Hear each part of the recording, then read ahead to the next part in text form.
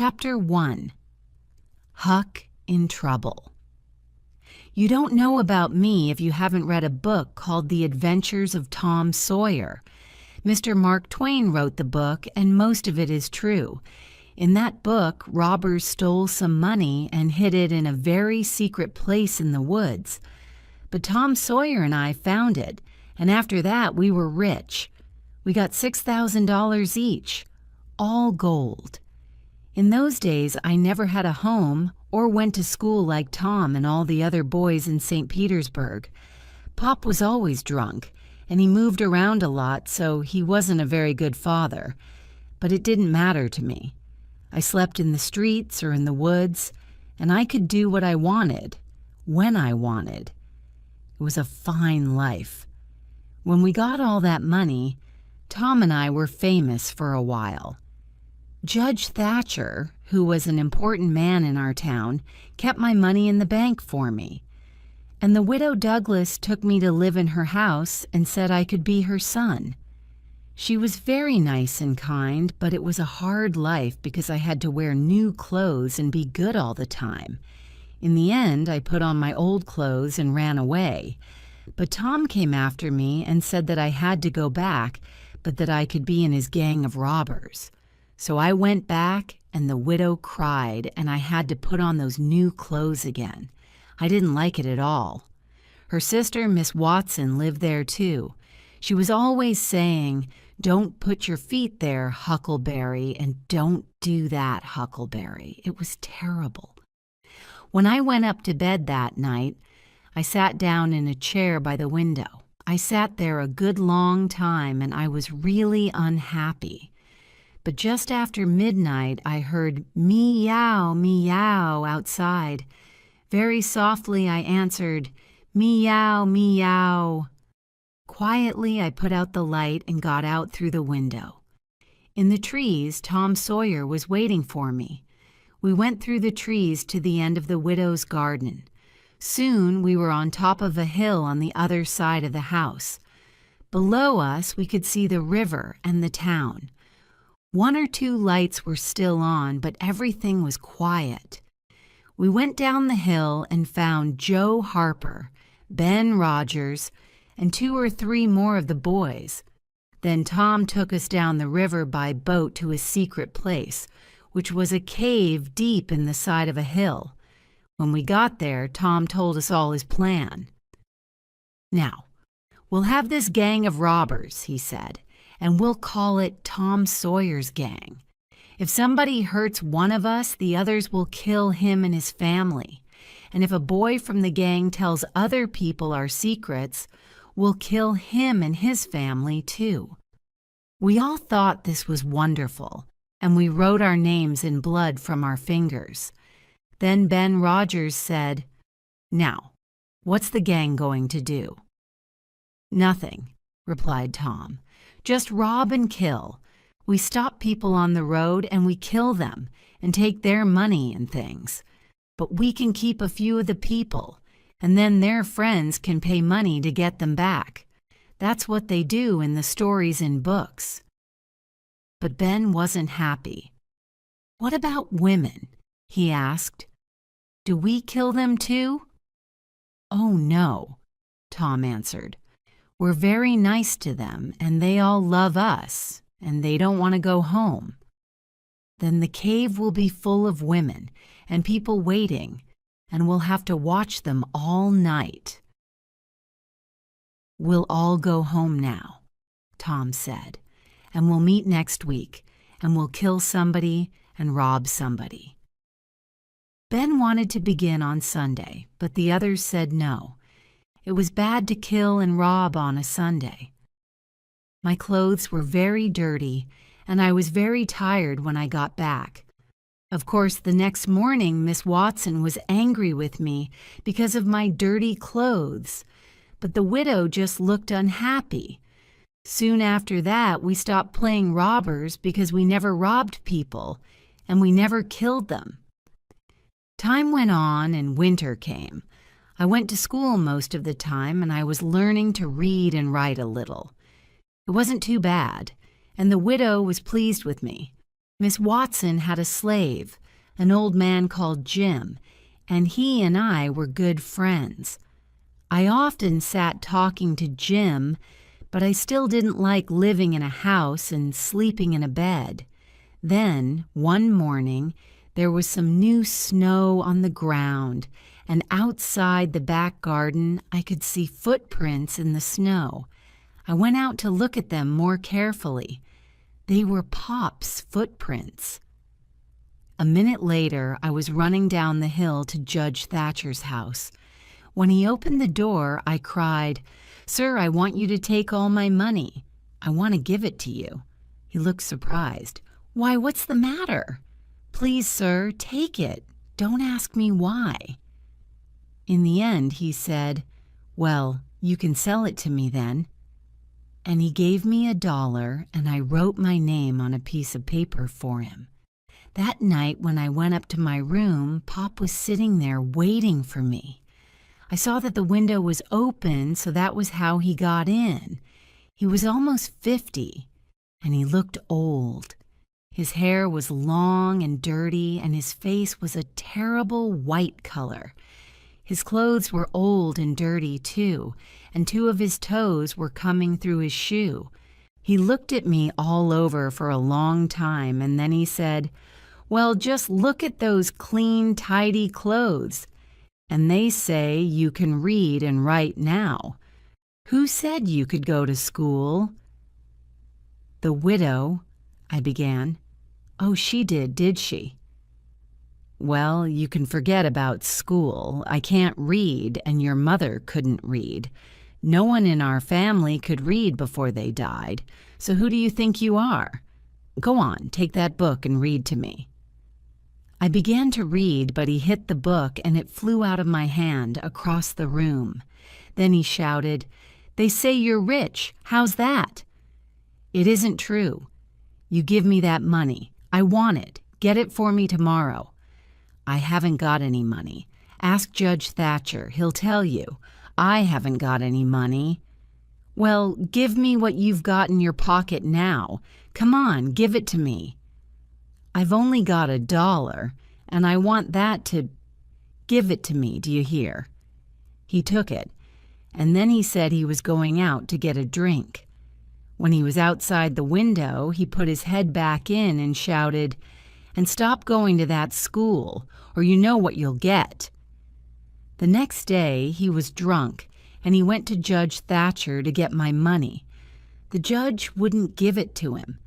But Pop didn't stop trying, and every few days I got $2 or $3 from the judge to stop Pop from hitting me. But when Pop had money, he got drunk again and made trouble in town. He was always coming to the widow's house, and she got angry and told him to stay away. Then Pop got really angry, and one day he caught me and took me a long way up the river in a boat. I had to stay with him in a hut in the woods, and I couldn't go out by myself. He watched me all the time. The widow sent a man to find me and bring me home, but Pop went after him with a gun, and the man ran away. Chapter 2. Huck escapes and finds a friend. Mostly it was a lazy, comfortable kind of life. But after about 2 months, Pop began to hit me too much with his stick. He often went away into town, too, and then he always locked me in the hut. Once he was away for 3 days, and I thought I was never going to get out again. When he came back that time, he was drunk and angry. He wanted my money, but Judge Thatcher wouldn't give it to him. The judge wanted to send me to live with the widow again, Pop told me. I wasn't very pleased about that. I didn't want to go back there, so I decided to escape and go down the river and live in the woods somewhere. When Pop was out, I began to cut a hole in the wooden wall of the hut. In a few days, when the hole was bigger, I could take the wood out, escape through the hole, and put the wood back. One morning, Pop sent me down to the river to catch some fish for breakfast. To my surprise, there was a canoe in the water, and there was no one in it. Immediately, I jumped into the river and brought the canoe to the side. It was lucky that Pop didn't see me, and I decided to hide the canoe under some trees and use it when I escaped. That afternoon, Pop locked me in and went off to town. He won't be back tonight, I thought, so I began to work hard at my hole. Soon I could get out through it, and I carried food and drink and Pop's gun down to the canoe. Then I put back the wood to hide the hole, took the gun, and went into the woods. There I shot a wild pig and took it back to the hut with me. Next I broke down the door with an axe. I carried the pig into the hut and put some of its blood on the ground. Then I put some big stones in a sack and pulled it along behind me to the river. Last of all, I put some blood and some of my hair on the axe. I left the axe in a corner of the hut, and I took the pig down to the river. "They won't know it's only a pig in the river," I said to myself. "They'll think it's me." Then I took the canoe and went down the river to Jackson's Island. By then it was nearly dark, so I hid the canoe under some trees and went to sleep. It was after 8 o'clock when I woke up the next day and the sun was high in the sky. I was warm and comfortable, and I didn't want to get up. Suddenly I heard a noise up the river. Carefully I looked through the trees, and one saw a boat full of people. There was Pop, Judge Thatcher, Tom Sawyer, and his Aunt Polly and his brother Sid, and lots of others. They were looking for my body in the river. I watched them, but they didn't see me, and in the end they went away. I knew that nobody was going to come and look for me again. I found a good place under the trees to sleep and to put my things. Then I caught a fish and cooked it over a fire. I lived like that for 3 days, and then I decided to have a look round the island. So I went into the woods. This is my island, I thought. I'm the only person on it. Suddenly, just in front of me, I saw a fire, and it was still smoking. There was somebody on my island. I didn't wait. I turned and went straight back, but I couldn't sleep. After a time, I said to myself, I can't live like this. I must find out who it is. Silently, I moved along the river in my canoe, under the darkness of the trees. And then I stopped. Through the trees, I could see the light of a fire. Afraid, I left my canoe and went nearer. There was a man lying by the fire. Suddenly, he sat up, and I saw that it was Jim, Miss Watson's slave. I was really happy to see him. "Hello, Jim," I cried, and I jumped out from behind the tree. Jim fell to his knees. "Please don't hurt me," he cried. "I've always been good to dead people." "It's all right, Jim. I'm not dead," I said. "But why are you here on the island?" I asked. "Well, Huck," he began, "old Miss Watson wanted to sell me. A man came into town and told Miss Watson that he'd buy me for $800. She couldn't say no, so I ran away.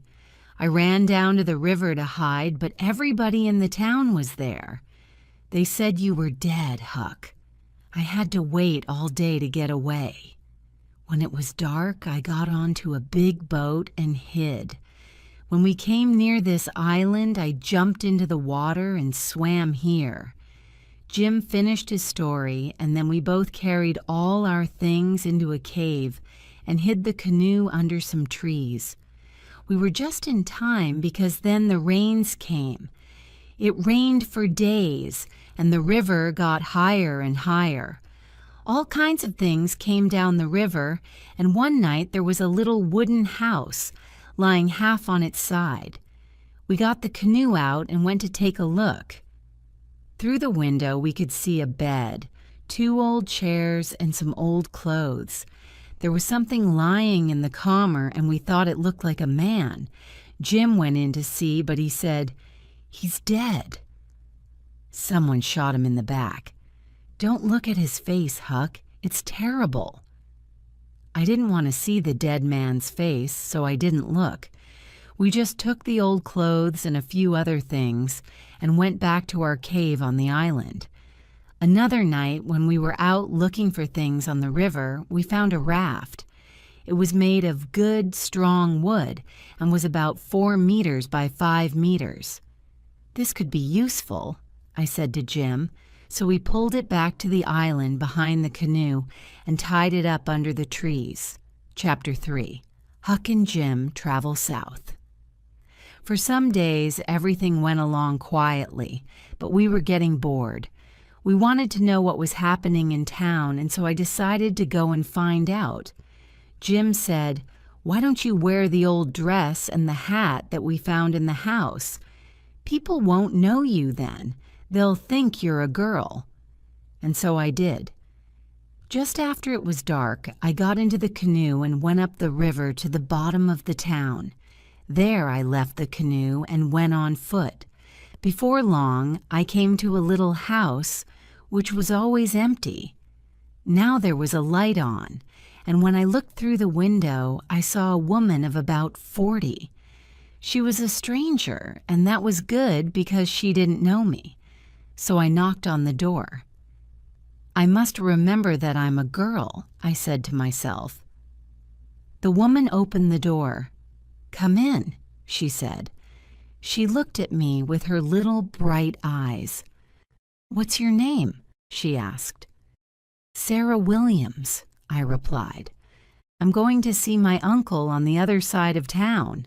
My mother's ill, you see, and she needs help." "Well, you can't go there by yourself now. It's too dark. My husband will be home in about an hour. Wait for him and he'll walk with you." And then she began to tell me about all her troubles. I was getting bored with all this until she said something about Pop and my murder. "Who did it?" I asked. "Well," she replied, "some people say old Finn did it himself. Other people think it was a slave who ran away that night. His name was Jim. They'll give $300 to anybody who finds him, and they'll give $200 for old Finn.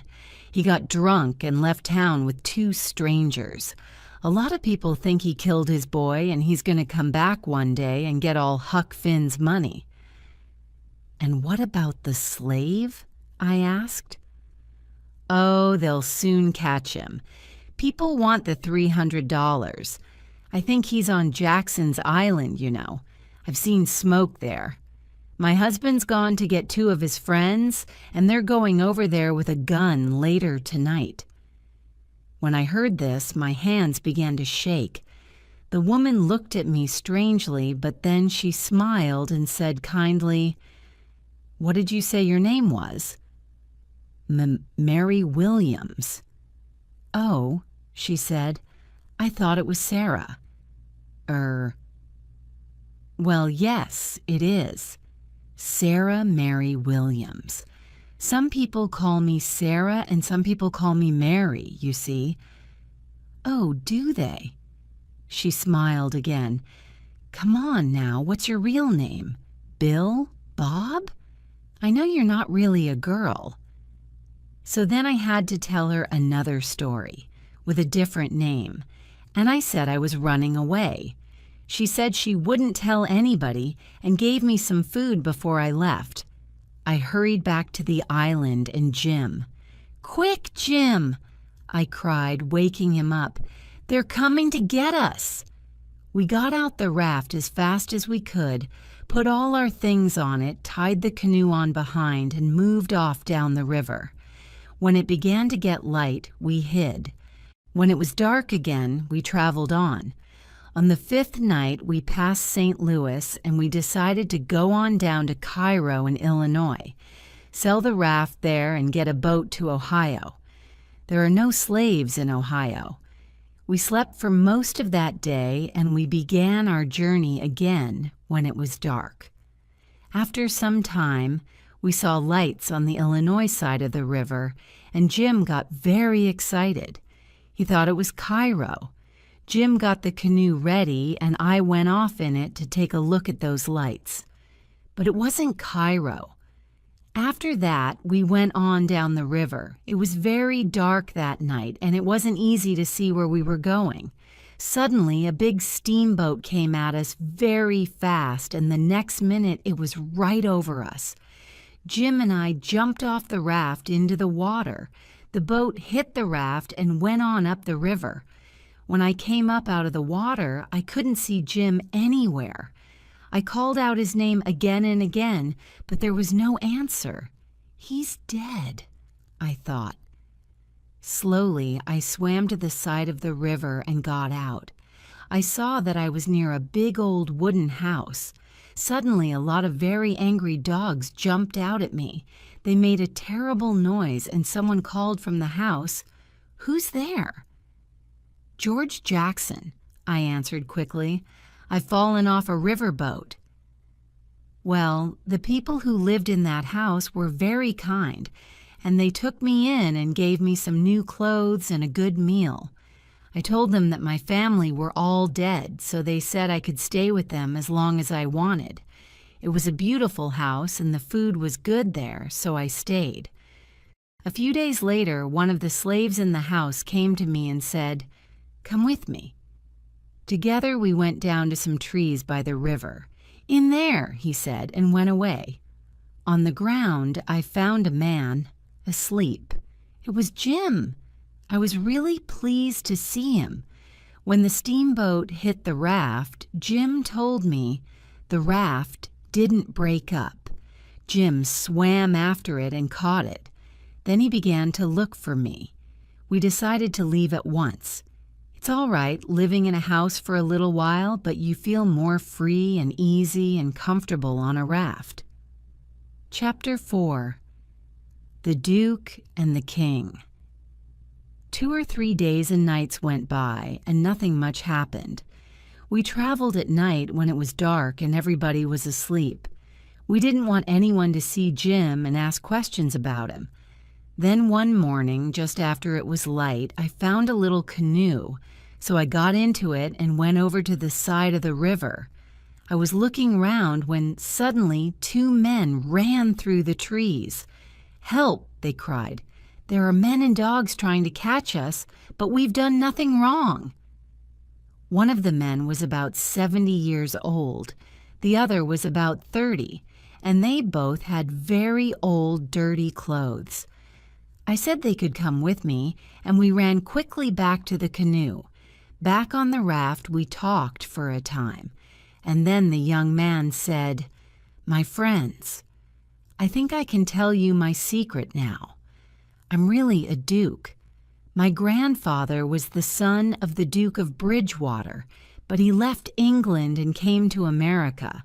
When the old duke died, my grandfather's younger brother stole everything and made himself the Duke of Bridgewater.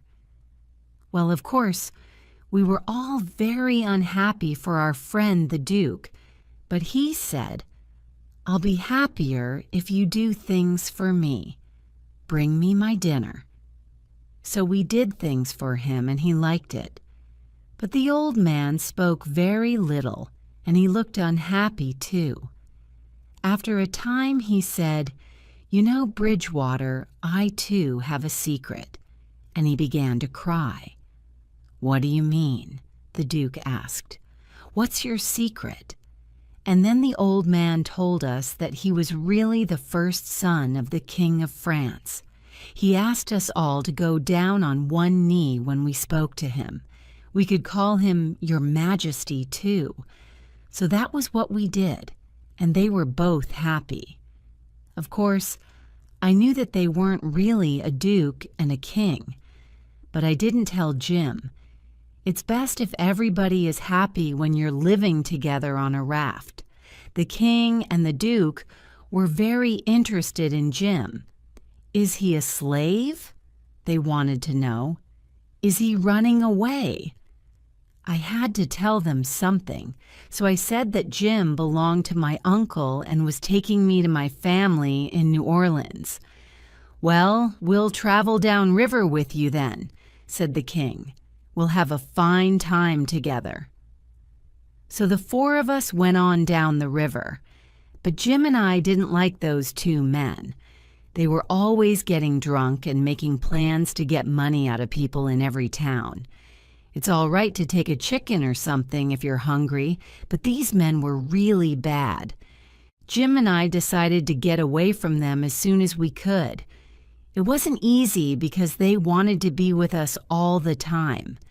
Then one morning, the king went off into a town and told us to wait for him. We waited all morning and he didn't come back, so the Duke and I went into town to look for him. We looked all afternoon, and in the end, we found him in a bar, drunk, and then he and the Duke began to fight about some money. Now we can get away from them, I thought. I turned and ran back to the river. "Quick, Jim," I shouted. "It's time to go." But there was no answer. Jim wasn't there. I ran into the woods, crying and shouting Jim's name, but there was still no answer. Just then a boy came along. "Have you seen a slave?" I asked him, and I described Jim. "Why, yes," the boy replied. "He's a runaway slave. I heard all about it in town. A family called the Phelpses have got him now. An old man in a bar told Mr. Phelps that there was a runaway slave on a raft down by the river. He said he hadn't got time to take the slave back himself, so Mr. Phelps gave him $40 and they went down and caught the slave this afternoon. The Phelpses are going to take him back to his owner, and they'll get $300 for him." I knew those two men were bad. I asked the boy where the Phelpses lived, and he said it was a big white house a little way down the river. I began to make plans to get Jim back. First, I took the raft and went down to a little island. I hid the raft under the trees and lay down to sleep. Before it was light, I went off down the river in the canoe. When I thought I was near the Phelpses' place, I stopped, got out of the canoe, and went up to the house. Suddenly, a lot of dogs ran out. They came from everywhere, and they made a terrible noise. A woman about 50 years old ran out of the house with some little children behind her. She was smiling all over her face, and she took me by the hands and cried, "It's you at last, isn't it?" I didn't stop to think. "Yes, ma'am," I said. "Well, what took you so long? We thought you were coming 2 days ago. Your Uncle Silas goes to town every day to meet you. He's there now, but he'll be back soon." She didn't stop talking, and I couldn't tell her that she was making a mistake. "Tell us all about them," she cried. "Tell me everything." I knew then that I had to tell her.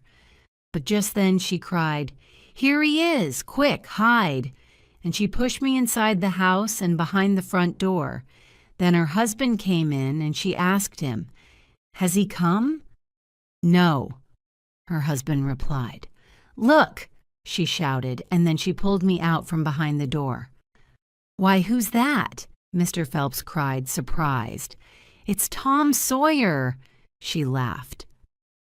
Chapter 5. The Plan to Free Jim. When I heard that, I nearly fell through the floor, but it was a big piece of luck. It was easy for me to be Tom Sawyer because Tom was my best friend. He and his brother Sid lived with their Aunt Polly up in St. Petersburg, and I knew all about them. Now I learnt that Aunt Polly had a sister who was Mrs. Phelps. She and her husband were Tom's Aunt Sally and Uncle Silas, and Tom was coming down south by boat to stay with them for a bit. We all sat there talking, and I could answer all their questions about the Sawyer family. I was feeling really happy about this when suddenly I heard a boat on the river. Tom could be on that boat, I thought, and he's going to walk in here and call out my name before Lean stop him. I've got to go and meet him. So I told the Phelpses that I would go into town to get my bags, which were at the boat station. I hurried up the road, and before I was halfway to town, there was Tom Sawyer coming along. When he saw me, his mouth fell open and he looked a bit white in the face. "Aren't you dead?" he said. "Everybody said that you were murdered." "I'm not dead yet," I said, "but listen." I told him about my adventures, and Tom loved all that. Then I told him about the Phelpsies and that they thought I was Tom Sawyer. "What shall we do?" I asked him. Tom thought for a bit, and then he said, "I know. You take my bags and say they're yours. I'll come to the house in about half an hour." "All right," I said, "but there's another thing. You know old Miss Watson's slave Jim who ran away? Well, he's a prisoner here, and I'm going to help him escape." "Jim?" Tom said. "But he's—" Then he stopped and thought. "Right, I'll help too. I'll make a really good plan." He looked very excited. So I went back to the house with the bags, and Tom came along half an hour later. He knocked on the door, and when his Aunt Sally opened it, he said he was Sid, Tom's brother. He wanted his visit to be a surprise for his dear old Aunt Sally, he said. Well, Aunt Sally was very pleased to see Tom and Sid. She thought it was wonderful. She and Uncle Silas were really nice people. When we were alone later, Tom and I talked about Jim's escape. I said I had a plan, and Tom listened to it. "It's a good plan," he said when I finished. "But it's too easy. It's got to be a real escape, like a real adventure in a storybook. So we want something difficult and dangerous. Now listen to this." So he told me his plan. I knew it would be a good one because Tom's plans are always crazy and exciting, and we sure had a lot of fun with that plan. We knew that Jim was locked up in a hut outside the house. Every night we got out through our bedroom window and dug a hole right under the wall of the hut. It took us a week and it was hard work. We talked to Jim secretly and told him about the plan, and he was really pleased. We also wrote secret letters to everybody. Tom said that people always do this in books. We wrote that there was a gang of slave thieves coining up from the South. They wanted to steal Jim and get the $300 from his owner. Well, the Phelpsies and their friends got very excited. And on the night of the escape, I went into the sitting room, and there was a crowd of men in there, all with guns. I ran and told Tom, and he said that this was really good. "It's a real adventure now, all right," he said, very excited. "Perhaps they'll come after us and shoot, and we'll all get killed." Well, there wasn't time to think about it because it all happened so quickly. We got Jim out through the hole under the wall and began to run down to the river, but the men heard us and came after us. They began to shoot, and so we ran as fast as we could to the canoe. We got in it and went over to Spanish Island. My raft was there, and our plan was to escape on that and go on downriver. "Now, Jim," I cried, "you're a free man." We were all very happy, but Tom was the happiest of all because he had a bullet in his leg. When Jim and I heard that, we weren't so happy. Tom wanted the adventure to go on, but Jim and I said that a doctor must look at Tom's leg. Tom was getting angry about this, but Jim said, "You listen to me, Tom Sawyer. You say I'm a free man now, and perhaps I am, but old Jim is not going to run away and leave one of his friends with a bullet in his leg. So I'm staying right here until a doctor comes." I knew Jim would say that. He was a good, true friend, and you can't say that about many people. Well, that was the end of the adventure, really. I went and found a doctor in the town. He was a kind old man, and he said he would go over to the island. But Tom's leg got very bad, and the next day the doctor and some other men carried Tom home to the Phelpses' house. They brought Jim, too, and they locked him up in the hut again. But the doctor said, "Be kind to him because he didn't run away and he stayed to help me with the boy." They took Tom up to bed because his leg was really bad, and Aunt Sally sat with him while he slept. I didn't want to answer any questions, so I kept out of everybody's way. When Tom woke up the next day, he felt better. I was in the room, and he said to me, "Jim's all right, isn't he?" I didn't know what to say, because Aunt Sally was listening, and before I could stop him, Tom went on, "We did it, Aunt Sally. Me and Tom here. We helped Jim escape." He told her all about the digging and everything, and Aunt Sally's mouth was opening and closing like a fish. Then she got really angry with Tom. "That slave is locked up again, and he's going to stay there. And if I catch you again—" Tom suddenly sat up in bed. "You can't do that," he cried. "Jim was old Miss Watson's slave, but she died 2 months ago. Before she died, she wrote that she wanted Jim to be free and not a slave anymore. Jim's a free man, not a slave." Well, that was a surprise to me and Aunt Sally. She thought Tom was crazy. "But Sid, why did you help him to escape if he was free already?" she said. "I wanted the adventure, of course," said Tom. "We made a really exciting plan and, oh my, Aunt Polly." We turned round, and there was Tom's Aunt Polly in the doorway. That was the second big surprise. Aunt Sally was really pleased to see her sister and jumped up to put her arms around her. I got under the bed as fast as I could. There was trouble coming for me and Tom, that was for sure. Then Aunt Polly said to Tom, "You always were a terrible boy, Tom Sawyer, and I want to know—" "But Polly, dear," said Aunt Sally, "this isn't Tom. It's Sid. Tom was here a minute ago. Where is he?" "Where's Huck Finn, you mean?" replied Aunt Polly. "Come out from under that bed, Huck Finn." So Tom and I had to explain everything. Aunt Polly said that Aunt Sally wrote and told her that Tom and Sid were there. She knew that it wasn't true, so she decided to come and find out what was happening. But she said that it was true about Miss Watson and that Jim was a free man now. We got Jim out of the hut, and Aunt Sally and Uncle Silas were really nice to him. Later, Tom, Jim, and I had a long talk by ourselves. Tom talked, and then he said, "Let's all 3 of us run away one night and go and have adventures in the wild country down south." It sounded like a good plan to me. "The only thing is," I said, "I haven't got any money to buy the right clothes and things.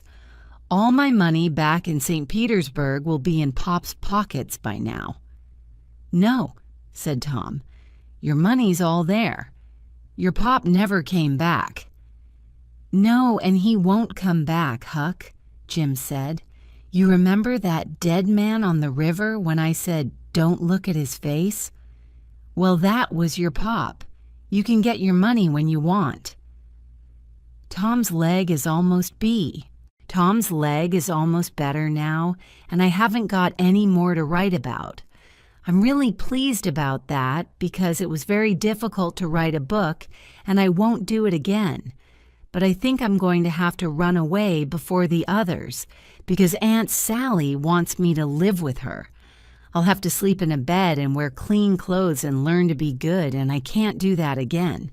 I've done it once already.